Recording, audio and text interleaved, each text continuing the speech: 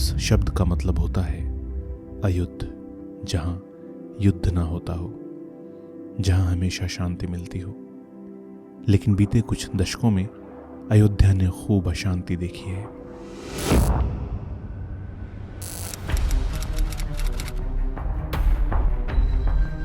No repentance, no sorrow, no grief. Siyavar Ramchandra की। हालांकि पिछले दिनों अयोध्या से वाकई एक अच्छी खबर मिली। खबर थी कि अयोध्या को सोलर सिटी में तब्दील किया जाएगा। The Indian city of Ayodhya is on track to become the first solar city of the country. Ayodhya को सोलर सिटी बनाया जा रहा है। अयोध्या को सोलर सिटी बनाने के लिए काम बहुत तेजी से चल रहा है। अयोध्या एक मॉडल बनेगा बाकी शहरों के लिए। इस जगमगाती सड़क के ऊपर लगी ये लाइटें सोलर लाइटें ही हैं, जो बहुत जल्द वर्ल्ड रिकॉर्ड बनाने वाली हैं। लाइटें ही नहीं, अयोध्या में solar boats, solar tree, solar water purifier, solar bench with charging sockets, और यही नहीं, 40 मेगावाट का एक सोलर प्लांट भी लगाया जा रहा है। अयोध्या नगरी जल्द ही सोलर सिटी तो बन जाएगी, लेकिन इस सोलर सिटी को मॉडल सोलर सिटी कहना ठीक नहीं होगा, क्योंकि इस जगमगाती कहानी का एक स्याह पहलू भी है।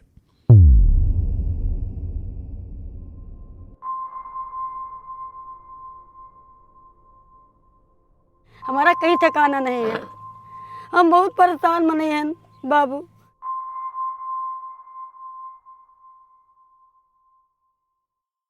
कहानी के इस पहलू पर जाने से पहले हम देखते हैं किस तरह अयोध्या नगरी सोलर सिटी में तब्दील हो रही है।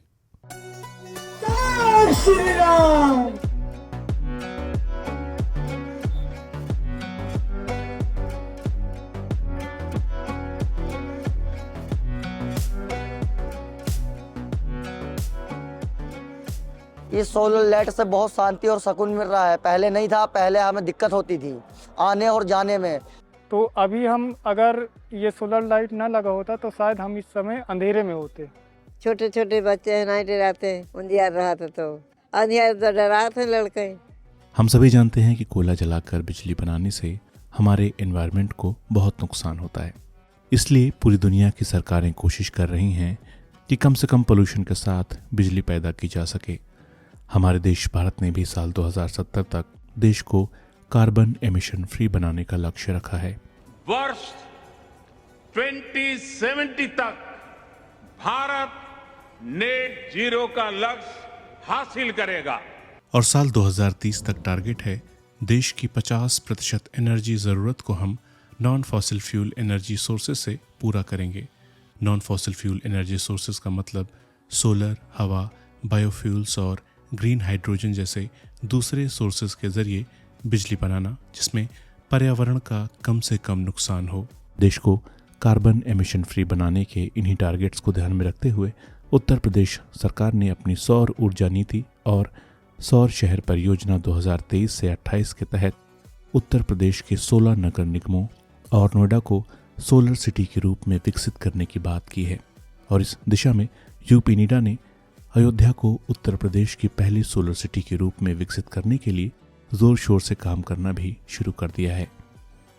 इस प्रोजेक्ट में सरयू नदी के किनारे बसे अयोध्या में सौर पार्क विकसित करना, सौर ऊर्जा से चलने वाली बोट चलाना, सौर स्ट्रीट लाइट्स लगाना, ई व्हीकल को बढ़ावा देना, पब्लिक प्लेसेस पर मोबाइल चार्जिंग पॉइंट्स लगाना, सोलर ट्री लगाना, ई रिक्शा और पीने के पानी के लिए सौर ऊर्जा से चलने वाले प्यूरिफायर लगाने जैसी सुविधाएं शामिल हैं। सौर ऊर्जा नीति के अनुसार कोई भी नगर निगम या शहर जहां बिजली की 10% ज़रूरत सौर ऊर्जा संयंत्रों के जरिए पूरी की जाएगी, उसे सोलर सिटी माना जाएगा। अयोध्या शहर की बिजली की ज़रूरत रोज़ाना 200 मेगावाट के आसपास की है। अयोध्या में टारगेट रखा गया है 198 मेगावाट बिजली सौर ऊर्जा से बनाने की, और जल्द ही अयोध्या में 46 मेगावाट बिजली का उत्पादन सौर ऊर्जा से होने लगेगा। 40 मेगावाट रामपुर हलवारा में लगे सोलर प्लांट से, 2 मेगावाट सरकारी बिल्डिंग्स के ऊपर लगे सोलर पैनल से और 4 मेगावाट बिजली रूफटॉप सोलर इंस्टॉलेशन से।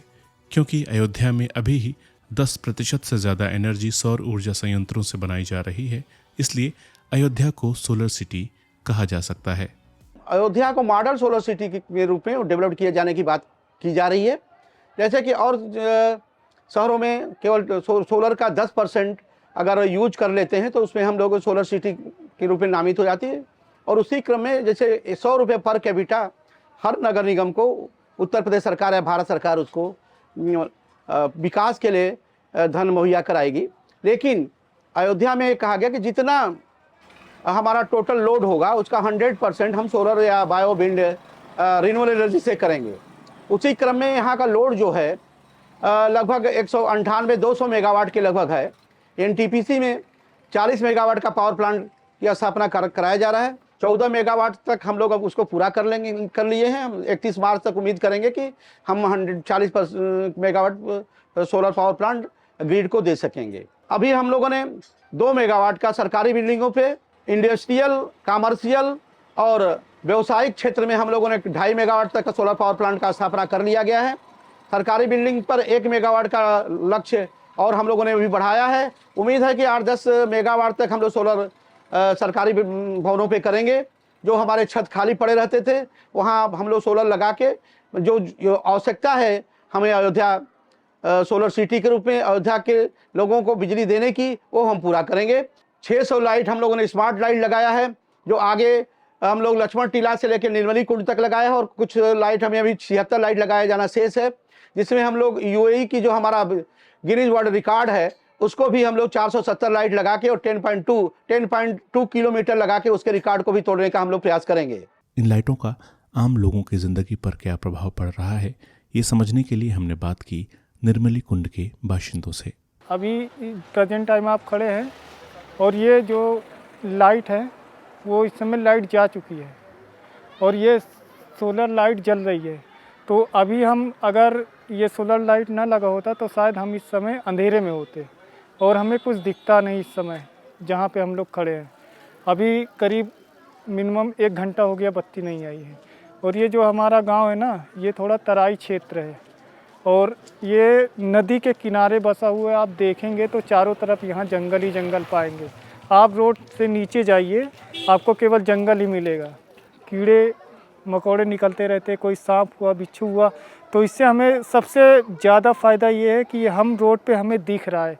देखिए छोटे छोटे बच्चे यहाँ से वहाँ तक खेल रहे हैं। इसका कारण यही है, आज ये सोलर लाइट ना लगा होता तो शायद रोड पूरा हमारा सन्नाटा होता रोड पे। हमारे गांव में अभी मान लीजिए बत्ती नहीं है, कुछ बच्चों का एग्ज़ाम है, वो लोग तैयारी कर रहे हैं इसी सोलर लाइट की वजह से, क्योंकि लाइट उनके पास है नहीं तो बाहर निकल के उधर तैयारी कर रहे हैं अपना। इसमें कोई दो राय नहीं है कि सरकार और यूपीनीडा के प्रयासों की बदौलत अयोध्या में सोलर को लेकर लोगों के बीच जागरूकता बढ़ी है और लोग अब अस्पतालों और स्कूल्स में भी सोलर पैनल का इस्तेमाल कर रहे हैं। मैंने सोलर पैनल यहाँ करीब 2 साल पहले लगवाया था, क्योंकि ये हॉस्पिटल एक कमर्शियल प्लेस है और बिजली का बिल काफ़ी आता था। उसको रिड्यूस करने के लिए जब हमें जानकारी हुई कि सोलर पैनल से बिजली का बिल कम हो सकता है, तब मैंने लगवाया था। तब से अब तक जो है मैंने जो ऑब्ज़र्व किया है उसमें सोलर पैनल का बेनिफिट हमें काफ़ी मिला है। करीब में 15 किलोवाट का हमने यहाँ सोलर पैनल लगवाया है, जिसका पर डे करीब 70 से 75 यूनिट बिजली का उत्पादन होता है। और हमारा कंजप्शन जो है जैसे 200 यूनिट है तो उसमें से सीधा सीधा घट जाता है, तो हमारा बिजली का बिल ऑलमोस्ट 1/3 कम से कम 1/3 कम हो जाता है। सनलाइट फ्री में मिल रही है। सरकार कहती है कि आप बिजली बचाओ, तो समझो आप पैदा कर रहे हैं। अगर हम पैदा करने लगे तो इससे बड़ा बेनिफिट और क्या हो सकता है। वो फ्री में, सोलर एनर्जी तो फ्री में जा रही, अगर हम उसको कन्वर्ट कर पाएंगे बिजली में, तो मैं अपने लिए बिजली का जो बिल कम तो कर ही रहा हूँ और सरकार को भी सहयोग कर रहा हूँ। समझो कि मैं प्रोडक्शन कर रहा हूँ तो एक बड़ी चीज़ है। इससे जाहिर है कि सरकार को बिजली बनाने में अगर कम जो है फॉसिल फ्यूल का यूज़ करना पड़ेगा तो जाहिर है पोल्यूशन कम होगा। आने वाले समय में जो हमारे पास जिस तरह से आबादी बढ़ रही है, संसाधन कम पड़ जाएंगे, तो कहीं ना कहीं हमको ऊर्जा के वैकल्पिक स्रोतों पर आश्रित होने की पहले से आदत डालनी पड़ेगी। हमारे लिए सौभाग्य का विषय रहा कि अयोध्या को सोलर सिटी के रूप में सरकार ने रखने का ऐलान किया। और अयोध्या तो सूर्यवंशी राजा राम की जगह है, स्थान है, जन्म स्थान है। तो भगवान सूर्य की कृपा यदि अयोध्या पर बरसने लगे तो इससे अच्छी बात क्या हो सकती है। उसी क्रम में अयोध्या के सोलर सिटी कैंपेन के तहत हम अपने विद्यालय में 20 किलोवाट कैपेसिटी का सोलर पावर प्लांट की व्यवस्था कराए हैं। तो समय के साथ साथ बदलाव करते रहना होगा। और सबसे बड़ी दिक्कत है कि इसको पॉपुलर बनाना है तो कास्ट कटिंग बहुत आवश्यक है।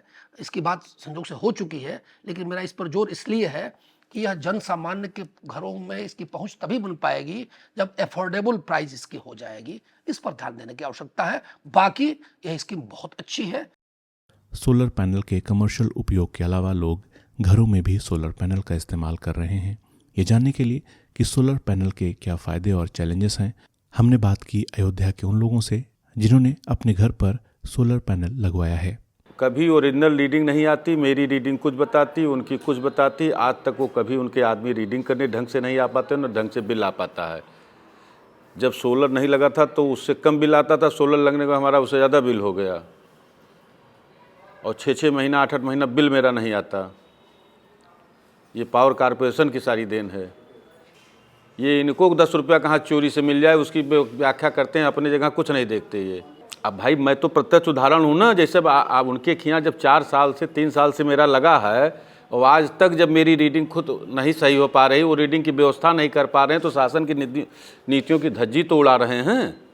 इनके क्या मीटर सेक्शन है, उसको पैसा न दो तो जो आपका नेट मीटरिंग नहीं लगाएगा। तो समस्या ये बात है, निचले स्तर पर इनको विभाग सुधरे। जैसा कि हमने देखा कि एक तरफ लोग सोलर पैनल के इस्तेमाल से अपनी कमर्शियल ज़रूरतें पूरी कर रहे हैं, वहीं लोग अपने घर के कामों में भी बिजली की ज़रूरत को पूरा करने के लिए सोलर पैनल का इस्तेमाल कर रहे हैं। हालांकि उनकी शिकायत है कि यूपी नीडा और अयोध्या बिजली विभाग के बीच तालमेल की कमी के चलते सोलर का उपयोग कर रहे लोगों को कुछ मीटर से जुड़ी परेशानियां भी हो रही हैं। इसके अलावा सोलर प्रोजेक्ट को एक और यूनिक चुनौती मिल रही है बंदरों से। अयोध्या में बंदरों का प्रकोप बहुत ज़्यादा है, जिससे सोलर एनर्जी के उपकरणों को लगाने की बात आप करेंगे, वो पहला प्रश्न देगा तो बंदर यहाँ तोड़ देंगे। तो इसके लिए थोड़ा मजबूती पर ध्यान देना हो कि बंदर कूदे, ये नेचुरल चीज़ है। अयोध्या में बंदरों का चोरी दामन का संबंध है, बंदर रहेंगे ही रहेंगे, बढ़ते ही जा रहे हैं, घट नहीं रहे हैं। तो ऐसी स्थिति में कहीं ना कहीं इस बात का ध्यान देना हो कि प्लांट लगाते समय हमारी मजबूती इस तरह की रहे जिससे कि बंदर न तोड़े। सरकारी बिल्डिंग्स की छत पर कुल 2.5 मेगावाट क्षमता के सौर पैनल स्थापित होने हैं। इसमें राम मनोहर लोहिया अवध विश्वविद्यालय में 250 किलोवाट का सौर पैनल, कृषि विश्वविद्यालय में 155 किलोवाट का पैनल, जिला अदालत में 100 किलोवाट क्षमता का पैनल, रामकथा संग्रहालय में 58 किलोवाट का पैनल और अलग अलग सरकारी माध्यमिक विद्यालयों में 50 किलोवाट का पैनल शामिल है। हालांकि इस प्रोजेक्ट का सबसे बड़ा पहलू सरयू के तट पर NTPC ग्रीन द्वारा 40 मेगावाट के सोलर प्लांट की स्थापना है। अभी तक 10 मेगावाट से ज़्यादा बिजली इस सोलर पावर प्लांट से बनाई जा रही है। यूपी नीडा के अधिकारियों ने पुष्टि की कि परियोजना के लिए भूमि को अंतिम रूप दे दिया गया है और काम पहले से ही शुरू हो चुका है। ये प्रोजेक्ट 40 मेगावाट का है, सोलर प्लांट है। NTPC से हमको जंक्शन लिमिटेड को पूरा EPC मिला है, जिसको हमने 15 मेगावाट जो प्लांट है हमने वो 22 जनवरी से पहले 14 जनवरी को अपना चार्ज कर दिया प्लांट प्रतिष्ठा से पहले।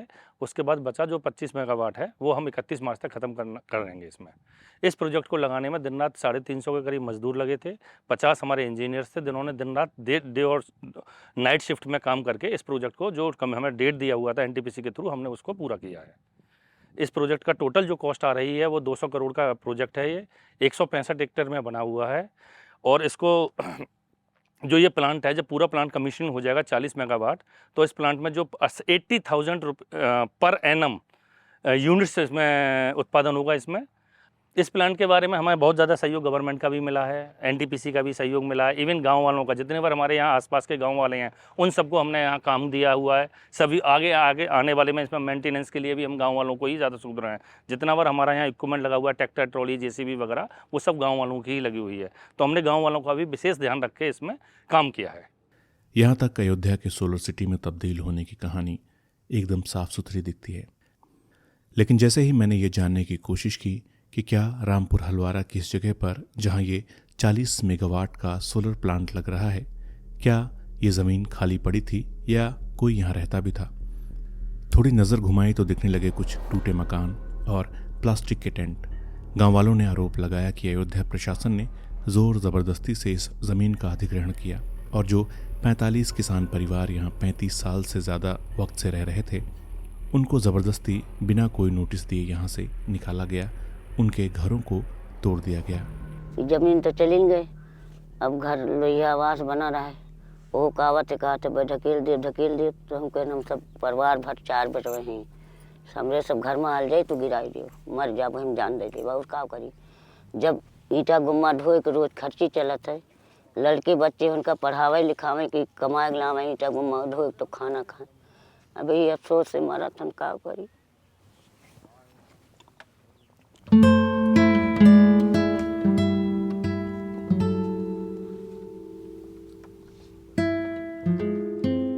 गांव वालों के मुताबिक इस ज़मीन का उनको सरकार की तरफ से पट्टा मिला हुआ था।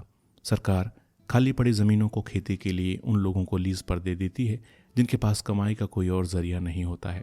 इसे पट्टा कहते हैं। सरकार के पास पट्टा खारिज करने का अधिकार होता है, लेकिन उसके अपने नियम और कायदे हैं जिसको हम आगे समझेंगे। गाँव वालों का आरोप है कि उनके पट्टे को चुपके से खारिज कर दिया गया और उन्हें ना तो घर तोड़ने से पहले और ना ही उनके पट्टे को खारिज करने का नोटिस उनको मिला था। अपनी बात को मजबूती देने के लिए गांव वालों ने पट्टे के सरकारी कागजात भी दिखाए। ना कोई नोटिस दिया गया, ना कुछ हम सबको जानकारी नहीं हुआ, बस यही हुआ कि अचानक आए और अपना जैसे कार्यक्रम शुरू करने लगे और नेकपाल आए, प्रधान आए, डीएम, एसडीएम, आरओ सारे लोग आए और जो प्लांट लग रहा है उसके भी अधिकारी आए। तो सब लोगों ने अपना एरिया नापने लगे, एक्वायर करने लगे। तो पूछा जा रहा था तो बताए यही कहे कि सब ये ज़मीन आपका जो है पट्टा जो था वो निरस्त कर दिया गया है, अब आप सबका कुछ नहीं है। अब बहुत बड़ा समस्या आ गया है कि आगे का जीवन यापन कैसे चलेगा, कहीं रहने के लिए कुछ नहीं है, हम सब कहाँ जाके क्या करेंगे। कुछ अगर मुआवजा मिल जाता इसका, जैसे बंधा गया था उसका मुआवजा मिला था, इसका भी मुआवजा मिल जाता तो कहीं अपना बसर गुजर कर लेते।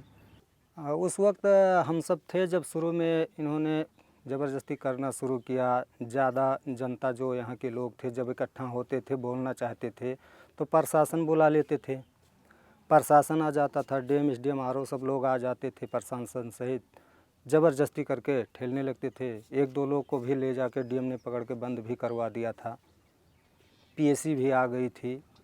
यानी एक तरफ देखा जाए तो एकदम ज़बरदस्ती, ना कोई नोटिस दिया गया, ना सूचना दिया गया, ना कहीं बसाया गया, ना मुआवजा दिया गया, एक तरफा ये क्या है, ज़बरदस्ती है बस। ये पट्टा तो 1989 का हम सबका नकल जो है 1989 का है पट्टा, जो हमारे पिता जी के नाम था, वही कागजात अभी तक चलता चला आया। आज अब बाबा पिताजी का जब बीत गया तो हम सब यही सोच रहे थे कि अब हम सबका भी यही बीतेगा। ऐसा किसी को नहीं पता था कि हमारा घर द्वार ज़मीन सब चला जाएगा नाम में रहते हुए। अगर ना हम सबके नाम कागज़ होता तो यकीन करते कि चलो इतना दिन रह लिए फर्जी ज़मीन पे, क्योंकि हम सबके पास सारा कागजात है और इसी कागजात से पूरा चलता आ रहा था। हमारा पहचान पत्र, आधार कार्ड और जो बैंक का पासबुक, राशन कार्ड, जितने कागजात हैं सब यहीं से संबंधित हैं। वाटर लिस्ट जो हम सबको वोट डालने जाते हैं, सेक्टर होता है, यहीं से बना हुआ है। सब कुछ जितना सरकारी काम आता है सब यहीं से टोटली होता है, पूरा कागजात हम सबका यहीं है। जब हम सब ने डीएम से कहा, उन्होंने कहा कि इतना दिन बहुत रह लिए, ज़मीन मतलब आपका पट्टा निरस्त हो गया है, इतना दिन बहुत रह लिए। तो हम सब कहे सर वहीं से जब बचपना चला आया, तो उन्होंने कहा ज़्यादा अगर बोलोगे, ज़्यादा परेशान करोगे तो आप सबके खिलाफ़ उल्टा कार्रवाई करेंगे, उसकी भरपाई जो रिकवरी होती है आपको भरना पड़ेगा। कानून के मुताबिक पट्टा उन्हीं को दिया जा सकता है जिनके पास कमाई का कोई और जरिया नहीं होता है। ऐसे में ये सभी परिवार गरीब हैं और ये बात सरकार को भी पता है। और उससे भी इम्पोर्टेंट बात यह है कि अगर किसानों की बात सही है तो बिना नोटिस के किसी का घर कैसे गिराया जा सकता है, भले ही वो सरकारी ज़मीन पर ही क्यों ना बना हो। और आखिरी सवाल ये है, कि जब इतने सालों से ये किसान इन ज़मीनों पर 12 महीने खेती करते आ रहे थे तो वो अचानक अवैध कैसे हो गए और क्या इन्हें मुआवजा मिलना चाहिए। लॉ का जो मेन फाउंडेशन है वो ये है कि प्रिंसिपल्स ऑफ नेचुरल जस्टिस, न्याय का नैसर्गिक सिद्धांत, उसमें बिना किसी को का पक्ष सुने हुए आप कोई ऑर्डर पास नहीं कर सकते, ना कोई एक्शन ले सकते हैं। बिना नोटिस इशू करना यानी कि अगले को सुनना ही नहीं है।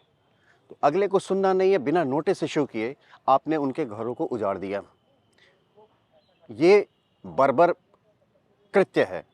This is a blunder, this can not be allowed, not permissible in the eyes of laws.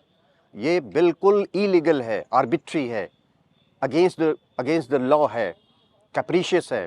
पट्टे किन शर्तों पे दी गई थी, वो पट्टे किस समय निर्गत किया गया था, उसका नेचर क्या था और किस पर्पस से उसको कैंसिल किया गया है और किस रूप में क्या कानून का पालन हुआ है कैंसिल करते समय, ये सब देखना ज़रूरी है। लेकिन कुछ भी किसी भी सूरत में आप डिस्प्लेसमेंट तब करेंगे जब आप रीसेटलमेंट और रिहेबिलिटेशन उसका अरेंजमेंट करेंगे। सबसे पहले आप किसी को उजाड़ करके सड़क पे नहीं बिठा सकते, पहले आप उसे बसाएंगे, उसका ऑल्टरनेट अरेंजमेंट करेंगे, फिर आप उसे उखाड़ेंगे और वो भी कानून का पालन करते हुए।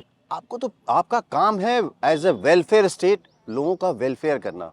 ये एरोगेंस और इस तरह के डेवलपमेंट के लिए इस तरह की सैक्रिफाइस ये एक्सेप्टेबल नहीं है। हालांकि किसानों का कहना है कि मुआवजे के तौर पर एक बिस्वा ज़मीन देने की बात उनसे मौखिक रूप से कही गई है प्रशासन की तरफ से, लेकिन अभी तक लिखित रूप से उन्हें कोई सरकारी कागज़ नहीं मिला है। हमारा आदमी की पथरी है, कमा के नहीं खिला पाता है। हम कमाते हैं तो खिलाते हैं, हम कहाँ जाएंगे, कहीं अपन पेट जियाएंगे, बच्चन के जियाएंगे कि हम घर द्वार बनवाएंगे। बताओ हम कहाँ रहेंगे, हमारा कहीं ठिकाना नहीं है। हम बहुत परेशान मने हैं बाबू। बिना कागज का भगावत है और हम कभी कागज ना दिए सरकार में सुनकर तो कहाँ जाएंगे। ये तो कागज पत्र है, ये तो भगा दी, कौन ठिकाना नहीं ना बाबू। तो वही कौन ठिकाना हमारे सबका मिली, तुरंत खारिज वहाँ भगा दी है। कोई नोटिस कुछ बोला था इनको? कुछ नहीं, कुछ नहीं, कुछ नहीं, कुछ नहीं दी नोटिस न कुछ। ऐसे एकदम घरवाई नहीं कि भाग जा भाग जा, बस आज थप्पड़ ऊपर ढकेल लगे। नोटिस के बिना घर तोड़े जाने को लेकर, पट्टा खारिज करने को लेकर और मुआवजे की बात जानने के लिए हमने अयोध्या प्रशासन के डीएम नीतीश कुमार तक पहुंचने की कोशिश की, लेकिन उनकी तरफ से कोई जवाब नहीं आया। दोस्तों, इस कहानी को अंत तक देखने के लिए आपका शुक्रिया। उम्मीद करते हैं कि इन गरीब दलित किसानों को योगी सरकार से न्याय मिलेगा और बाकी जिन जगहों पर भी सोलर सिटी प्रोजेक्ट पर योगी सरकार काम कर रही है वहां यह गलती नहीं दोहराई जाएगी।